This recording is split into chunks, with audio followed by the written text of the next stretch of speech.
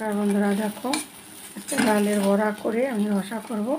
এটা ছোলার ডাল, দোকান যেভাবে হয় ঠিক সেইভাবেই দেখো ডালটা সুন্দর করে মিক্সারে বেটে নিয়েছি। আর এই যে দেখো বড়াগুলো ভাজছি আমি এখন। সবগুলো বড়া এইভাবে আমি ভেজে নেব। এই যে দেখো মটর ডালের এরকমের বড়া করে রসা করলে দারুণ লাগে খেতে। আলুও ভেজে নিয়েছি ছোটো সাইজের একটা। আর এই দেখো বাদ বাকি বড়াগুলোও ভাজবো। এই যে দেখো এরকম ভেজে নেবো সবগুলো বড়া।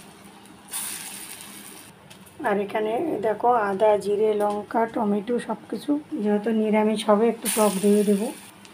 এই দেখো সবগুলো বড়া আমি ভেজে নিচ্ছি এইভাবে। একটু কালো জিরে দিয়েছি সাথে। এই দেখো সবগুলোই ভাজা হয়ে গেছে, এটাও নামিয়ে নেব। এই যে দেখো আলুটা ভেজে রেখেছিলাম, মশলা কষিয়ে দিয়ে দিলাম, একটা টমেটো দিয়ে দিচ্ছি।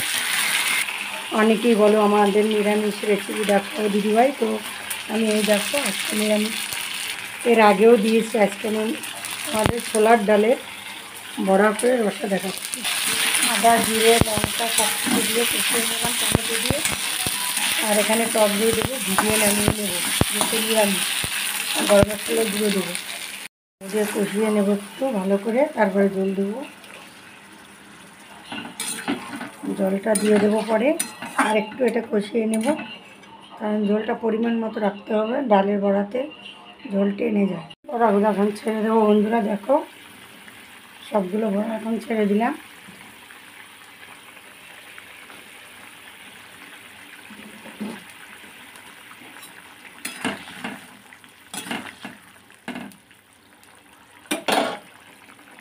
অল্প একটু টক দই দিয়েছি আমি 2-3 চামচ, দেখো কষিয়ে নিয়েছি।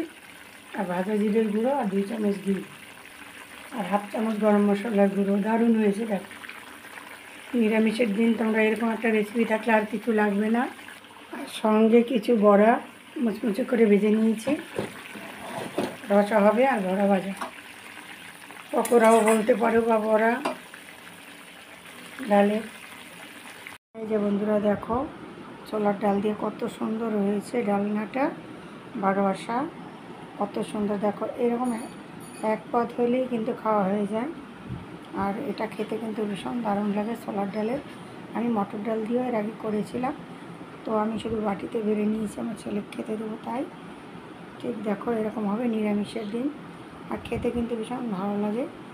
নতুন বন্ধুদের বলছি একবার করে দেখবে। নিরামিষের দিন ভাবো যে কী করব, তো ঘরে ডাল থাকলেই হবে। খুব সুন্দর একটা রেসিপি করা যায় ডাল দিয়ে। ভিডিওটি ভালো লাগলে লাইক, কমেন্ট, শেয়ার, সাবস্ক্রাইব করে পাশে থাকবে।